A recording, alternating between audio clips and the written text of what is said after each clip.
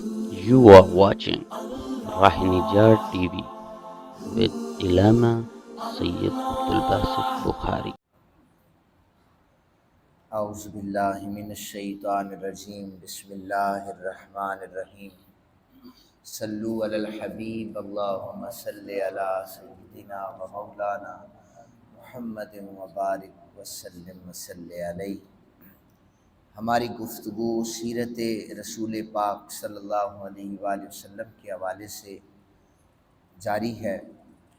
نبی اکرم صلی اللہ علیہ وآلہ وسلم کی پیدائش، اس کے بعد بچپنا، اس حوالے سے ہم گفتگو کر رہے ہیں۔ میں نے عرض کی تھی کہ آقا کریم صلی اللہ علیہ وآلہ وسلم کی جب عمر مبارک 6 سال ہوئی تو آپ کی والدہ محترمہ حضرت سیدہ آمنہ سلام اللہ علیہا، آپ کا انتقال ہو گیا، اور 8 سال کی عمر جب ہوئی تو پرورش کرنے والے دادا جناب حضرت عبد المطلب کا بھی انتقال ہو گیا۔ مکہ والوں پر جناب حضرت عبد المطلب کے اس داغ مفارقت پر رنج و غم کے پہاڑ ٹوٹ گئے تھے، اور باقاعدہ طور پر تاریخ کی کتابوں میں موجود ہے کہ عبد المطلب کے لیے جتنا لوگ مکہ والے روئے تھے، کبھی کسی شخص کے لیے وہ اتنے سوگ میں نہیں گئے تھے، چونکہ آپ بہت بڑے سردار تھے اور حضرت عبد المطلب لوگوں کی بہت زیادہ مدد فرمایا کرتے تھے۔ اس وجہ سے لوگ بہت زیادہ غمگین تھے۔ جہاں پر لوگ غمگین تھے وہاں پر جناب رسالت مآب صلی اللہ علیہ وآلہ وسلم وہ بھی بہت زیادہ رنجیدہ تھے۔ اپنی حیات میں آپ نے وصیت فرمائی تھی کہ میرے پوتے کی پرورش جو ہے میرے بیٹے جناب حضرت ابو طالب ان کے ذمہ ہوگی، اور حضرت ابو طالب نے یہ ذمہ داری قبول کی۔ اہل سنت کا عقیدہ حضرت ابو طالب کے حوالے سے یہ ہے، سماعت کیجئے، کہ جب بھی ہم ان کا نام لیں تو ادب سے نام لیں، اس لیے کہ حضرت اب ایک دلیل دے کے آگے بڑھنا چاہتا ہوں۔ یہ مسئلہ جو ہے ہمیں سمجھ آ جانا چاہیے۔ بعد میں اکثر لوگ سوال کرتے ہیں کہ انہوں نے اسلام قبول کیا تھا یا نہیں کیا تھا، تو یاد رکھیں کہ حضرت موسیٰ علیہ السلام کے بارے میں قرآن میں واضح ہے کہ جب آپ کے لیے دودھ پلانے والیوں کو تلاش کیا گیا، حضرت موسیٰ علیہ السلام نے فرعون کے دربار میں وہاں پر کسی بھی دائی کا دودھ نہیں پیا تھا۔ قرآن کہتا ہے کہ یہ اللہ کے پیغمبر تھے اور کسی مشرکہ کا دودھ نہیں پی سکتے تھے۔ کیا کہا قرآن نے؟ یہ اللہ کے پیغمبر ہیں جناب موسیٰ، کسی مشرکہ کا دودھ نہیں پی سکتے، یعنی 4-5 دن کا بچہ ہو کسی مشرکہ کا دودھ اللہ نہیں پلاتا، اس لیے کہ یہ میرا نبی ہے، میں اسے پاک کھلانا چاہتا ہوں۔ حضرت آپ تاریخ اٹھائیں، احادیث اٹھائیں، 40 سال تک حضرت ابو طالب کے دسترخوان سے میرے آقا نے لنگر کھایا ہے، اس چچا کے دسترخوان سے۔ تو اللہ گوارا کرتا کہ کسی مشرک کے دسترخوان سے جناب رسالت مآب صلی اللہ علیہ وآلہ وسلم کو کھلاتا؟ ایسا نہیں ہو سکتا۔ اس لیے ان کے بارے میں موقف یہ ہے کہ آپ ان کا نام جب بھی لیں وہ ادب کے دائرے میں رہ کر لیں۔ اس لیے اب ذرا سنیں، شیب ابی طالب میں اس گھاٹی میں جو سوشل بائیکاٹ تھا وہ میرے آقا کریم صلی اللہ علیہ وآلہ وسلم کے ساتھ تھا، لیکن میرے آقا کریم کے ساتھ وفاؤں کو نبھانے والے حضرت ابو طالب تھے۔ صرف خود نہیں آئے، اپنے بچوں کو، ننھے بچوں کو بھی لے کر شیب ابی طالب کی گھاٹی میں آئسولیٹ ہو گئے تھے، اور وہاں پر پتے کھا کر گزارا کیا کرتے تھے۔ حضرت ابو طالب کے بچے رویا کرتے تھے۔ میرے آقا کریم صلی اللہ علیہ وآلہ وسلم نے کئی مرتبہ فرمایا، چچا آپ کے بچوں پر تو کوئی پابندی نہیں ہے، آپ پر کوئی پابندی نہیں ہے، آپ تشریف لے جائیں۔ فرمایا ہمارا جینا مرنا آپ کے ساتھ ہے۔ تو یہ محبتیں، یہ وفائیں جناب حضرت ابو طالب کی تھی۔ اور آگے سنیں ذرا، محبت صرف اس پیک پر نہیں تھی۔ اب دسترخوان جب لگتا تو بچے، چھوٹے بچوں کی عادت ہوتی ہے، عمر سرکار دو عالم صلی اللہ علیہ وآلہ وسلم کی 9 برس ہے، تو بچوں کی عادت ہوتی ہے دسترخوان پر جھپٹتے ہیں، ادھر سے کھایا ادھر سے کھایا۔ حضرت ابو طالب کیا کرتے کہ جب سرکار دو عالم صلی اللہ علیہ وسلم بچوں کے ساتھ بیٹھتے تو ادھر حضرت ابو طالب کے بچے ہاتھ آگے بڑھاتے، حضرت ابو طالب ایسے کر کے اپنے بچوں کے آگے ہو جاتے، پہلے حضور سے عرض کرتے آپ کھا لیں، دسترخوان پر پہلے حضور کھاتے، پھر اگر ادھر سے کوئی بچہ ہاتھ آگے بڑھاتا اس کا ہاتھ پیچھے کرتے کہ پہلے میرا بیٹا محمد کھائے گا، اس کے بعد میری اولاد کھائے گی۔ رات کے پچھلے پہر حضرت ابو طالب اٹھ جاتے، حضرت جعفر سو رہے ہوتے، وہاں سے حضرت جعفر کو اٹھاتے، میرے آقا کریم صلی اللہ علیہ وآلہ وسلم کو سلاتے، تھوڑا وقت اور گزر جاتا، اپنے دوسرے بیٹے کو اٹھاتے، وہاں پر سرکار دو عالم کو رکھتے اور اس جگہ پر اپنے بچے کو رکھ دیتے۔ تو یہ انداز وہاں کے لوگوں کو پتہ چلا کہ رات کو یہ ترتیب حضرت ابو طالب کی ہوتی ہے، تو پوچھا حضرت ابو طالب سے کہ آپ نے یہ ترتیب شروع کر رکھی ہے، ایسا کیوں ہے؟ تو آپ نے فرمایا کہ میں راہبوں سے سن کے آیا ہوں میرے بھتیجے کے دشمن بہت زیادہ ہیں، تو میں چاہتا ہوں کہ اگر رات کے کسی پہر کفار کو پتہ چل جائے کہ محمد کس جگہ پر آرام کر رہے ہیں تو میں چاہتا ہوں جگہ بدل دوں، اگر کوئی حملہ کرنا چاہے میرا بچہ مر جائے لیکن میرے محمد کو نقصان نہ ہو، اس لیے ان کا نام ادب سے لیا جائے۔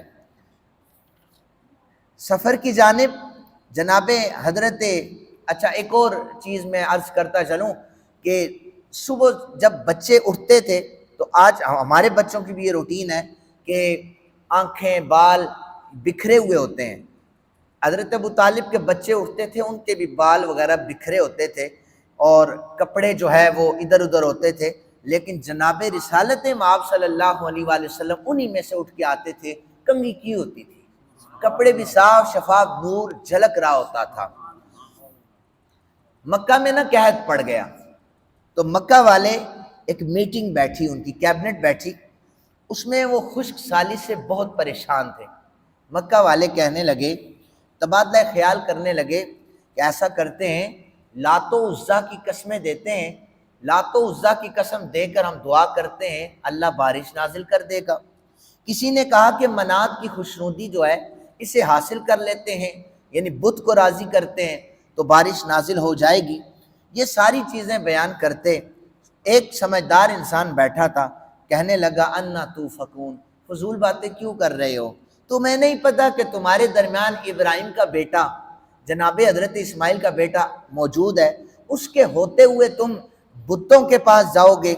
لوگ کہنے لگے تیری مراد کا انکا انیتا ابا طالب، تیری مراد جناب ابو طالب ہے؟ انہوں نے، اس شخص نے کہا ہاں میری مراد حضرت ابو طالب ہیں۔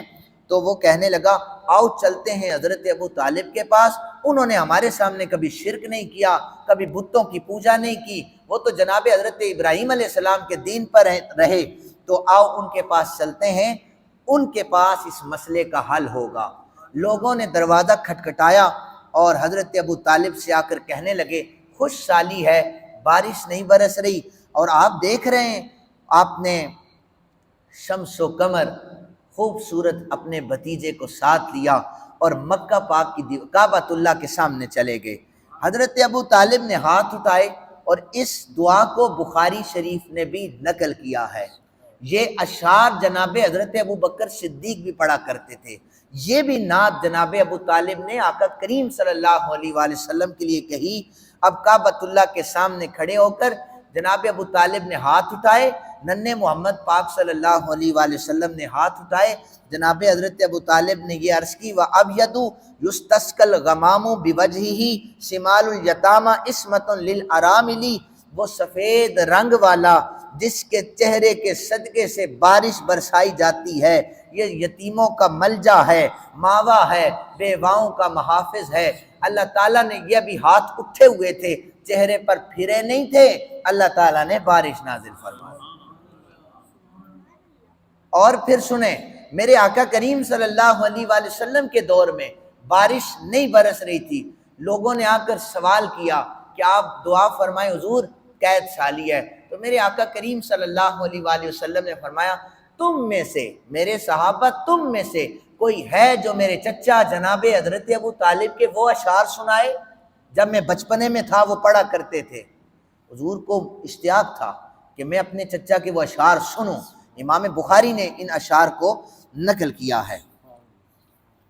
حضرت ابو طالب کہتے ہیں ایک سفر میں ہم چل رہے تھے تو وہ اپنے ساتھ ہی رکھتے تھے، حضور کو جدا نہیں ہونے دیتے تھے۔ میرے آقا کریم صلی اللہ علیہ وآلہ وسلم کی نسبت کسی پتھر سے ہو جائے ہم اسے بھی سر سے لگاتے ہیں، مٹی پر چلیں، خاک مدینہ کو خاک شفا سمجھتے ہیں، اور جو 40 سال میرے حضور کے ساتھ جڑ کر رہا ہو اس حضرت ابو طالب کے بارے میں کبھی غلط خیال غلط گمان نہیں آنا چاہیے کسی کے ذہن میں۔ حضرت ابو طالب کہتے ہیں کہ میں پیاس بہت زیادہ لگی، تھک چکا تھا، پہلے میں نے نہیں بتایا لیکن پھر اچانک تجلیات میں دیکھ چکا تھا تو میں نے کہا بھتیجے مجھے پیاس لگی ہے، عمر تھی 10 سال، تو میں نے کہا پیاس بہت سخت لگی ہے۔ آقا کریم صلی اللہ علیہ وآلہ وسلم نے پوچھا چچا آپ کو پیاس لگی ہے اور آپ مجھے بتاتے نہیں ہیں؟ ادھر سے پتھر اٹھایا، اللہ تعالیٰ نے پتھر کے نیچے سے چشمہ جاری فرما دیا۔ حضرت ابو طالب کہتے ہیں میں نے جی بھر کر پانی پیا تو حضور نے پوچھا آپ پیاس بجھ گئی ہے؟ تو میں نے عرض کی ہاں، تو آپ نے پتھر وہاں پہ رکھا، چشمہ وہاں پر رک گیا۔ اور یہ معجزات وہاں پر رکے نہیں تھے بلکہ آقا کریم صلی اللہ علیہ وآلہ وسلم کی مبارک انگلیوں سے اللہ تعالیٰ نے چشمے جاری فرمائے تھے۔ یہ بخاری و مسلم کی احادیث موجود ہیں۔ شام کا پہلا سفر ہونے لگا، جانے دو عالم صلی اللہ علیہ وآلہ وسلم کی عمر مبارک 12 سال تھی۔ قافلے تیار ہو گئے اور حضرت ابو طالب نے اپنی اونٹنی کو تیار کیا۔ سرکار دو عالم صلی اللہ علیہ وآلہ وسلم نے اونٹ کی مہار پکڑ لی، بیٹے محمد آپ رکیں، آپ کو ہم ساتھ نہیں لے کے جائیں گے، لوگ آپ کے دشمن ہیں۔ نشانیاں چونکہ آ رہی تھی کہ یہ ہستی جو ہے یہ عام ہستی نہیں ہے۔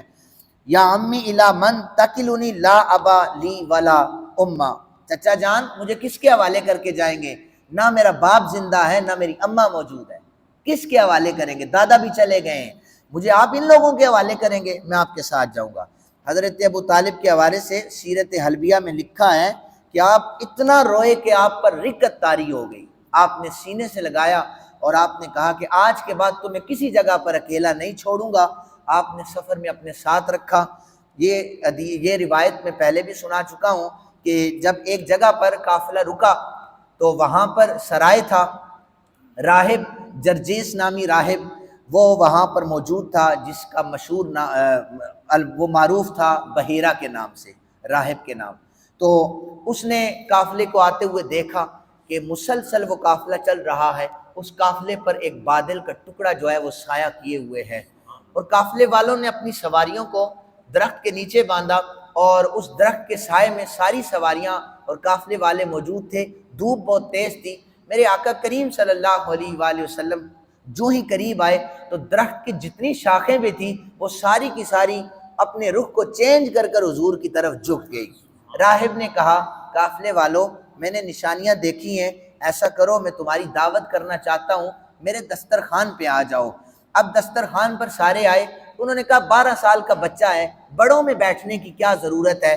لہٰذا حضور کو کہنے لگے قافلے والے کہ بیٹے تم ایسا کرو کہ جانوروں کی رکھوالی کرو، ہم جا کر کھانا کھا کے آتے ہیں۔ راہب نے سب کے چہروں کو تکا اور کہنے لگا جس چہرے کا میں منتظر ہوں وہ تو تمہارے درمیان موجود نہیں ہے، جس کی وجہ سے تمہیں کھانا کھلا رہا ہوں وہ بختوں والا تو موجود نہیں ہے، کوئی ہے؟ قافلے والے کہنے لگے سب آ چکے ہیں۔ انہوں نے کہا نہیں کوئی رہتا ہے، میں نے جسے دیکھا ہے، جس پر بادل سایہ کیے ہوئے تھا، جس پر درخت جھکا ہوا تھا، اسے بلاؤ۔ کہنے لگے وہ 12 سال کا بچہ۔ جناب حضرت ابو طالب لے آئے، حضور دسترخوان پر بیٹھے، کھانا کھایا، اور اس کے بعد راہب نے حضرت پوچھا کہ کون ہے جو اس بچے کی رکھوالی کرتا ہے، اس کی کفالت کرتا ہے؟ حضرت ابو طالب آگے بڑھے اور فرمایا کہ یہ میرے ذمہ ہے۔